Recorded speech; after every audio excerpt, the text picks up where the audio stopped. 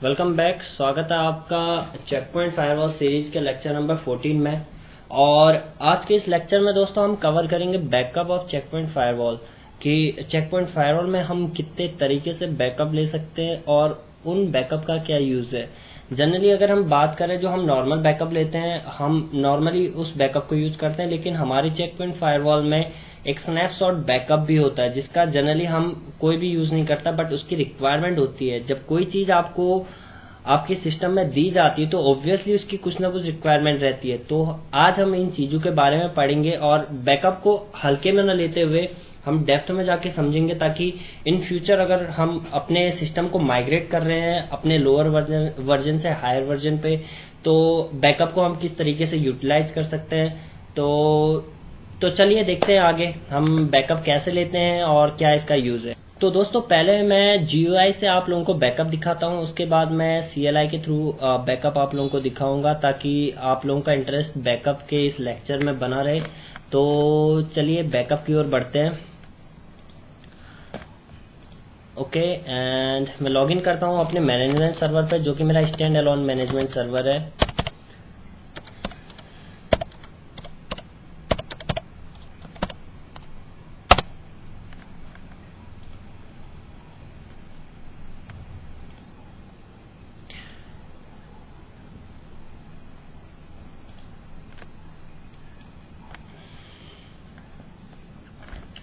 Okay, सो मैं login करता हूं।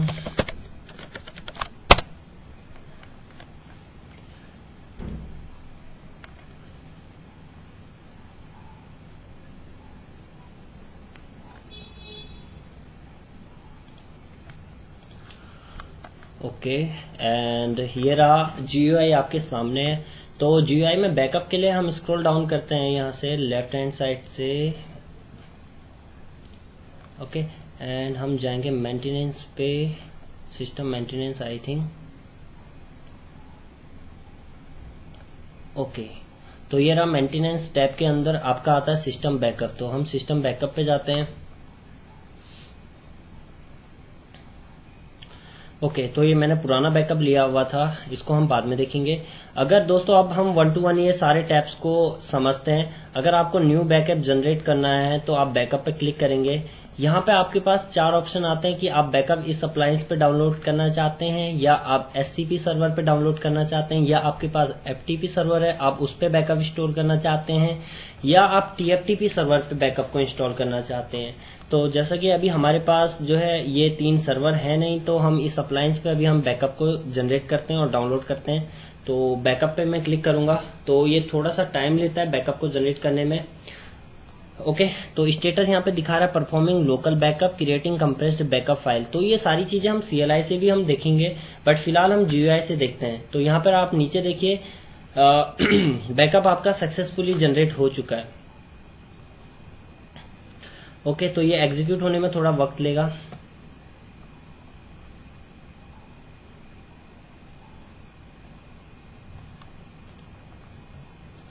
दोस्तों अगर हम बैकअप की बात करें तो ये कंप्रेस्ड फाइल में बैकअप को जनरेट करता है, जिसे TGZ कहते हैं। तो ये कंप्रेस्ड फॉर्मेट रहता है आपका। जब भी आप बैकअप आप डाउनलोड करेंगे तो आप देखेंगे कि ये TGZ फॉर्मेट में डाउनलोड होता है, जो कि कंप्रेस्ड फाइल होती है। ओके, तो आपका बैकअप जो है एग्जीक्यूट हो चुका है, और वो जो है आपका सेव हुआ है बैकअप। आप देख सकते हैं where/cp backup/backup_, ये नेम है बैकअप का इतना लंबा। तो ये बैकअप आपका किस डायरेक्टरी में सेव हुआ है, आपका बैकअप सेव हुआ है where/cp backup और बैकअप के अंदर में। अगर आप WinSCP लेके इस डायरेक्टरी के अंदर जाते हैं तो आपको इस नेम का बैकअप वहां पे दिखाई देगा। ओके, तो दोस्तों आपका ये बैकअप यहाँ पे जनरेट हो चुका है। उसके अलावा अगर हम बात करें, अगर मैं पुराने बैकअप को डिलीट करना चाहता हूं, किसी ओल्ड बैकअप को, लेट सपोज मेरा जो बैकअप के जो डायरेक्टरी है where/cp backup/backups में अगर आपका साइज फुल हो जाता है बैकअप्स के थ्रू, आप इतना सारा बैकअप ले लेते हैं अपनी फायरवॉल में कि आपका साइज अगर फुल हो जाता है, पार्टीशन फुल दिखाता है, तो आप यहां से डिलीट कर सकते हैं पुराने बैकअप को। लेट सपोज अगर आप कभी कुछ मिस्टेक करते हैं अपनी फायरवॉल में और आपको मजबूरन जो है अपना पुराना बैकअप स्टोर करना पड़ता है, तो आप यहाँ पे किसी भी एक बैकअप को सिलेक्ट करके जो कि आपको लगता है कि हाँ ये बैकअप मेरा सही है और इस बैकअप को रिस्टोर करके मेरी फायरवॉल जो है एक नॉर्मल कंडीशन पे आ जाएगी, तो आप किसी भी एक बैकअप को सिलेक्ट करके यहाँ से रिस्टोर कर सकते हैं। रिस्टोर करने से क्या होगा दोस्तों, आपका बैकअप जो है, जो जिस बैकअप को आप सिलेक्ट करेंगे वो आपकी फायरवॉल पे रिस्टोर हो जाएगा। उसके बाद आपकी फायरवॉल ऑटोमेटिकली एक बार रिस्टार्ट या रिबूट होगी एंड देन आपका वो बैकअप आपकी फायरवॉल पे एग्जीक्यूट हो जाएगा। अगर आप अपने बैकअप को किसी रिमोट साइट से एक्सेस करना चाहते हैं, लेट सपोज आप यूएस में आपकी कंपनी है और आप इंडिया, पाकिस्तान, सऊदी अरब या श्रीलंका कहीं से भी आप अगर सपोर्ट देते हैं अपने लेट सपोज यूएस को, तो आप जो बैकअप जनरेट करते हैं लेट सपोज वो यूएस में है और आपकी firewall let suppose India, Pakistan, Saudi Arab या कहीं भी आपकी अपनी कंट्री में है, तो आप रिमोट लोकेशन से आप अपने बैकअप को स्टोर करना चाहते हैं तो रिस्टोर रिमोट बैकअप, यहाँ पे आपको रिमोट एड्रेस यहाँ पे देना पड़ेगा, आपको बैकअप फाइल का नेम और यहाँ पे आईपी एड्रेस देना पड़ेगा रिमोट एड्रेस का, जो कि आपके अपने लोकल नेटवर्क का होगा। ओके, इसके अलावा लेट सपोज मैं इस बैकअप को जो है अपने लैपटॉप पे, पीसी पे जो है डाउनलोड करता हूँ पहले, तो मैं एक्सपोर्ट करूंगा। एक्सपोर्ट करने के बाद वो बोलेगा कि आप इस बैकअप को जो है एक्सपोर्ट करने जा रहे हैं अपने लोकल कंप्यूटर पे, तो मैं बोलता हूँ ठीक है, मैं इसको अपने लोकल कंप्यूटर पे सेव कर रहा हूँ। ओके, तो यहाँ पे ये सेव के लिए ऑप्शन दे रहा है। ओके, तो मैं सेव करता हूँ यहाँ पे।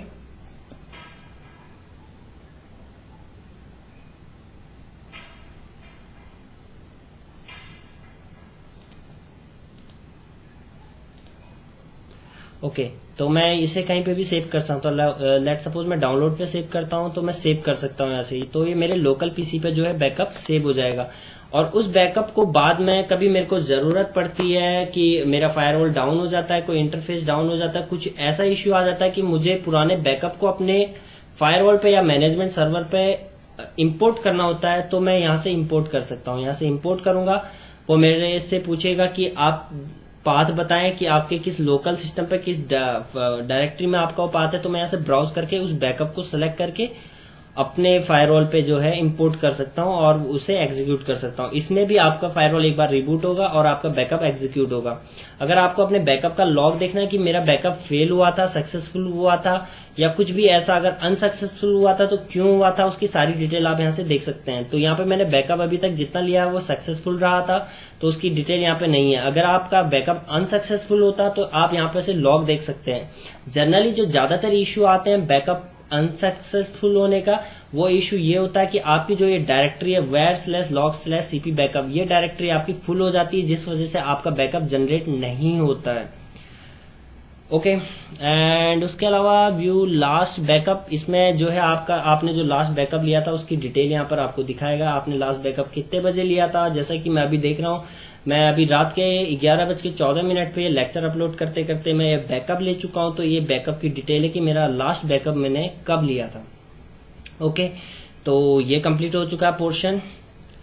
उसके अलावा अगर हम नीचे आते हैं, लेट सपोज कि आपके पास काफी सारी फायरवॉल हैं, आप मैनुअली बैकअप नहीं लेना चाहते हैं, आपके पास लेट सपोज 250, 100, 50 फायरवॉल हैं, आप मैनुअली हर फायरवॉल पे लॉगिन करके आप बैकअप नहीं लेना चाहते हैं। आप चाहते हैं कि मैं एक टाइम सेट कर दूं और वो वीकली या मंथली या ईयरली बैकअप एक बार आपका ले ले, तो इसके लिए आप शेड्यूल करते हैं बैकअप को अपने। तो उसके लिए बैकअप को शेड्यूल कैसे करते हैं जानने के लिए देखते हैं। सबसे पहले हम ऐड शेड्यूल बैकअप पे क्लिक करेंगे। ओके, अब ये आपकी चॉइस है कि आप इस अप्लायंस पे करना चाहते हैं या ये 3 अदर सर्वर पे आप अपने बैकअप को रिस्टोर करना चाहते हैं। अगर आप वीकली बैकअप लेना चाहते हैं तो आप डाल सकते हैं वीकली बैकअप, स्पेस नहीं लेता है ये। ओके, आप वीकली बैकअप लेना चाहते हैं, आप कितने बजे बैकअप लेना चाहते हैं, आप चाहते हैं कि मैं रात को 11:59 पे मैं बैकअप लूं और किस वीक में लूं, किस डे में लूं, मैं चाहता हूं कि फ्राइडे को ले लूं, क्योंकि फ्राइडे के बाद सैटरडे और संडे को जो है मेरा ऑफ रहता है। मैं फ्राइडे नाइट में बैकअप ले लेता हूं, दैट्स गुड थिंग। तो मैं ऐड कर देता हूं। तो ऐड करने के बाद मेरा ये जो बैकअप है ये आपका जनरेट हो जाएगा वीकली। ओके, ऑलरेडी एग्जिस्ट, ये आपका ऑलरेडी बता रहा है वीकली, मैं डेली कर देता हूँ यहाँ पे, क्योंकि मैं वीकली पहले से यहाँ पे सेट कर चुका हूँ। डेली मैं चाहता हूँ 10:30 पे, ठीक है, मैं ऐड कर देता हूँ। ओके, एंड मैं यहाँ पे लिखता हूँ डेली बैकअप, क्योंकि सेम नाम का बैकअप मैं ऑलरेडी जनरेट कर चुका हूँ। ओके, तो ये रहा मेरा, एक तो डेली बैकअप जनरेट होगा, एक वीकली बैकअप जनरेट होगा। डेली बैकअप मेरा हर दिन जो है 10:30 पे मॉर्निंग में होगा, और वीकली बैकअप मेरा जो है नाइट में 11 बजे होगा। तो दोस्तों ये रहा आपका सिस्टम बैकअप। इसके अलावा एक और बैकअप रहता है स्नैपशॉट मैनेजमेंट बैकअप। इसके बारे में अगर आप अपने फ्रेंड से या किसी कलीग से पूछेंगे तो वो बेहतरीन आंसर नहीं दे पाते, क्योंकि इसका जनरल जो वे में यूज है वो बहुत कम होता है। तो बट इसका यूज होता है एक्चुअल में, क्योंकि अगर हमें ये ऑप्शन दिया हुआ है चेक पॉइंट ने यहाँ पे, तो ऑब्वियसली बात है इसका कुछ ना कुछ यूज होता है, बट वो डिपेंड करता है आप पे कि आप कैसे उसको यूटिलाइज करते हैं। तो सबसे पहले समझते हैं स्नैपशॉट मैनेजमेंट बैकअप क्या होता है। दोस्तों जो स्नैपशॉट मैनेजमेंट बैकअप होता है, ये बैकअप होता है आपका बाइनरी फॉर्मेट में। ये बैकअप आपका जनरेट होता है बाइनरी फॉर्मेट में, और ये होता है वर्चुअल बैकअप आपका। ये आपको किसी भी डायरेक्टरी में नहीं दिखाई देगा। आपके पास लेट्स सपोज 1000 डायरेक्टरीज हैं, तो ये हर डायरेक्टरी में थोड़ा थोड़ा थोड़ा थोड़ा करके बैकअप आपका स्नैपशॉट मैनेजमेंट बैकअप होता है। इसके लिए आपको एटलीस्ट मिनिमम 4.992 इसकी रिक्वायरमेंट रहती है कि इतना जीबी। तो ये आपका ओएस जो ऑपरेटिंग सिस्टम है आपका, लेट्स सपोज आप R77.10 यूज कर रहे हैं, तो इतना साइज तो 4.299 जीबी साइज केवल ऑपरेटिंग सिस्टम का बैकअप लेने में ही लेगा। उसके अलावा जो आपका बैकअप नॉर्मल मैनेजमेंट का बैकअप है, rules, VPNs and netting plus routing plus interface की detail and all other things, तो ये सारा इसमें कवर होगा। तो एटलीस्ट अगर आप नॉर्मल वे में आप अगर अपने इस कंपनी में एक नॉर्मल फायरवॉल यूज कर रहे हैं, तो एटलीस्ट अगर आप इसका बैकअप लेते हैं वो 9 जीबी मिनिमम आपका जाता है।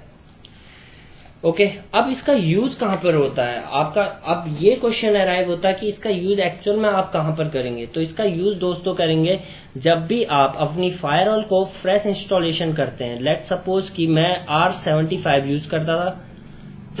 R75 के बाद मैंने अपनी फायरवॉल को माइग्रेट किया R77.10 पे।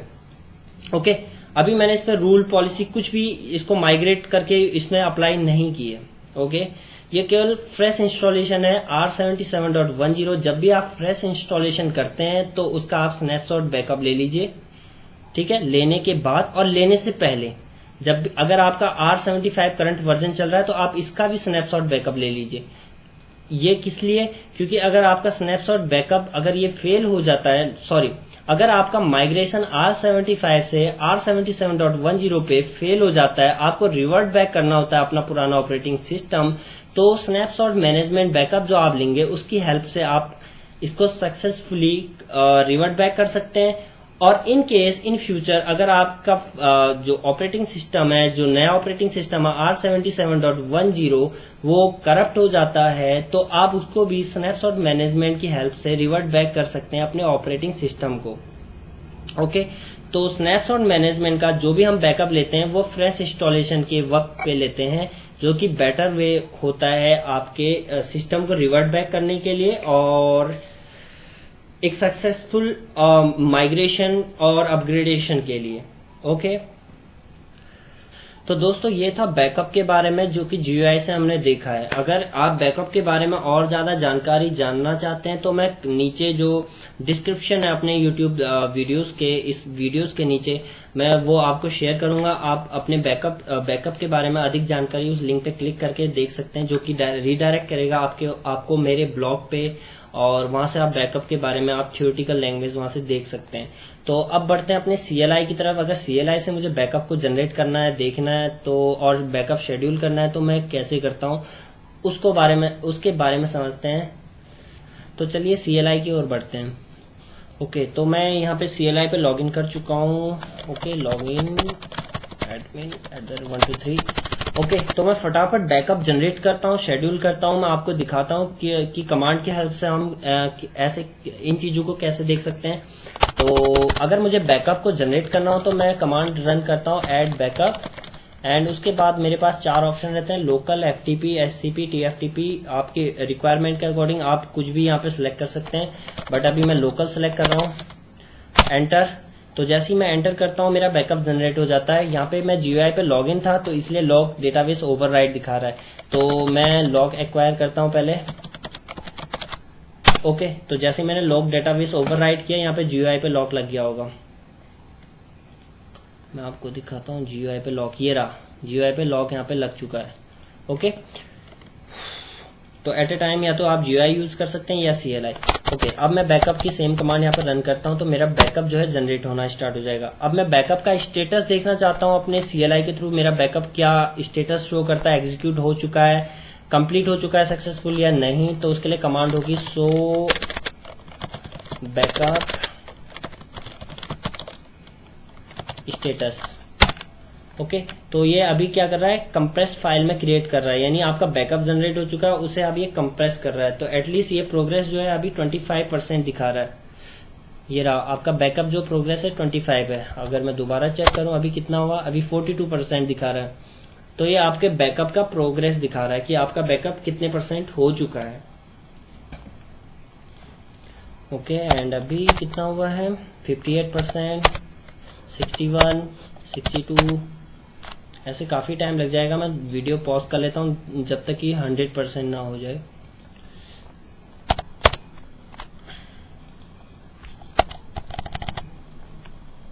ओके, तो मेरा बैकअप जो है सक्सेसफुली जनरेट हो चुका है। यहाँ पे दिखा रहा है कि लोकल बैकअप सक्सीड, और बैकअप की जो फाइल है जो जनरेट होने के बाद जो रिस्टोर हुई है वो हुई इस डायरेक्टरी में। ओके, और बैकअप प्रोसेस जो है 1 मिनट एंड 18 सेकेंड में आपका कंप्लीट हुआ है। बैकअप की डेट 17 जनवरी 2017 और टाइम पीरियड ये रहा। अगर मुझे इस डायरेक्टरी में जाके बैकअप को देखना हो तो मैं एक्सपर्ट मोड में जाऊंगा। एक्सपर्ट मोड में जाने के बाद ओके, मेरे को पहले एक्सपर्ट पासवर्ड सेट करना है। Set expert password. ओके, अब मैं एक्सपर्ट मोड में जाके बैकअप की उस फाइल को देखता हूँ।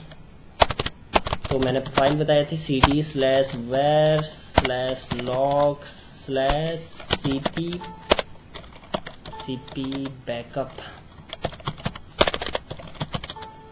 backup/backups। ओके, एंड फाइल को देखने के लिए ls कमांड यूज करूंगा मैं। आई होप इसे आ जाना चाहिए था। cd/var, मैं एक डायरेक्टली कॉपी पेस्ट कर लेता हूँ डायरेक्ट यहाँ तक। ओके,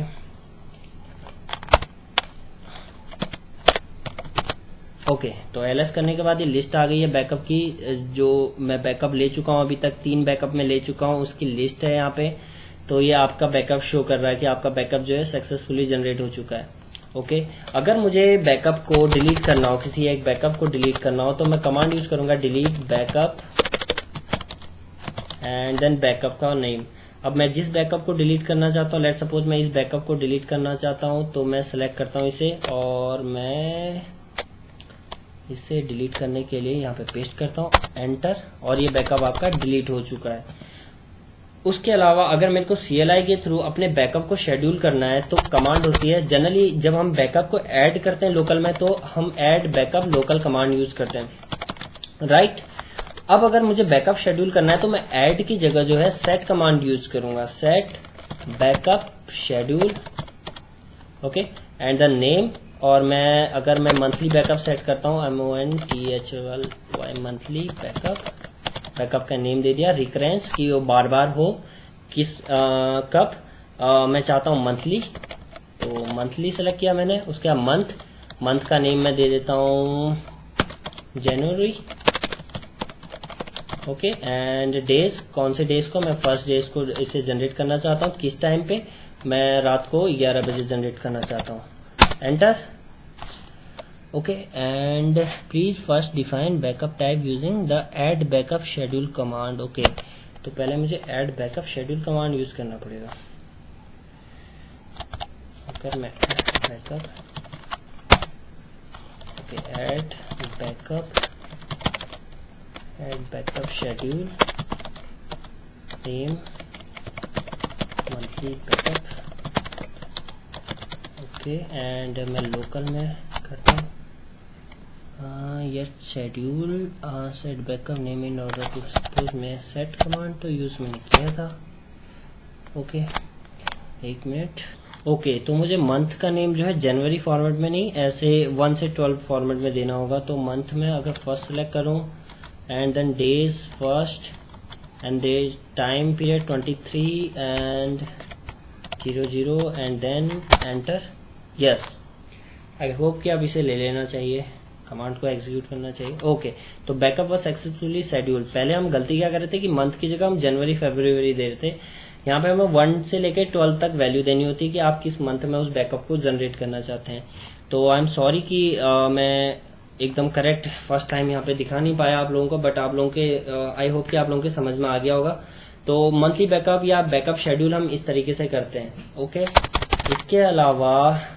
इसके अलावा स्नैपशॉट बैकअप जो है हम GUI से लेते हैं, तो वो ज्यादा बेटर वे है। और बैकअप के बारे में कुछ और जानकारी देना चाहूंगा। इसके अलावा अभी तक हमने नॉर्मल बैकअप और स्नैपशॉट बैकअप के बारे में पढ़ा।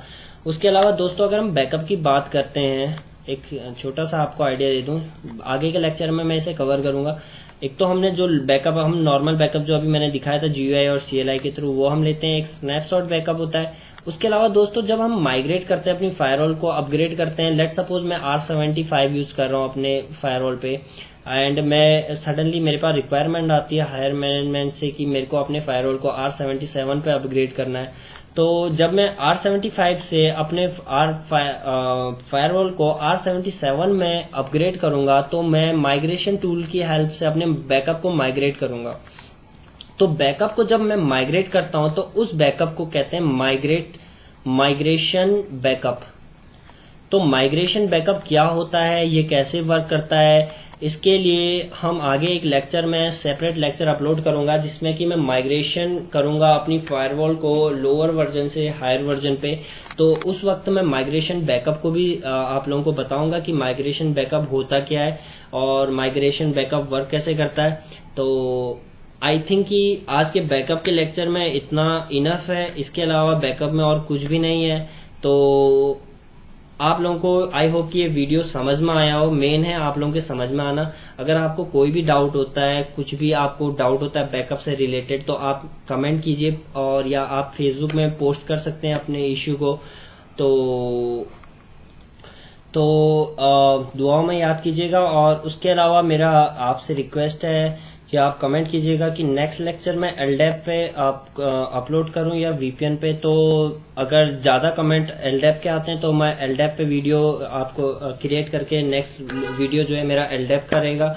और अगर आप चाहते हैं कि मैं VPN का वीडियो पहले अपलोड करूं, तो आप नीचे कमेंट कीजिए। और उसके अलावा अगर आप लोगों ने अभी तक मेरा चैनल सब्सक्राइब नहीं किया है, तो आप नीचे YouTube पे सब्सक्राइब बटन प्रेस करके आप चैनल को सब्सक्राइब कर सकते हैं, ताकि आगे जो भी मैं सीरीज अपलोड करूंगा चेक पॉइंट फायरवॉल से रिलेटेड या फोर्टिनेट से या पोलो अल्टो या F5 लोड बैलेंसर से लेकर, तो वो उसकी इन्फॉर्मेशन सबसे पहले आपको मिलेगी। और आप नेटवर्क सिक्योरिटी में आपकी कमांड अच्छी होगी, ऑब्वियसली बात है। और मुझे भी आप लोगों से कुछ सीखने को मिलता है जब भी आप कुछ नया क्वेश्चन मेरे सामने पुटअप करते हैं और वो क्वेश्चन मैं समझ नहीं पाता हूँ या मुझे नहीं आता है, तो मैं गूगल करता हूँ एंड मैं इधर उधर देखता हूँ उस क्वेश्चन का आंसर, तो उससे मुझे भी सीखने को मिलता है। तो थैंक यू। और सबका साथ सबका विश्वास। Thank you. दुआ में याद कीजिएगा। धन्यवाद।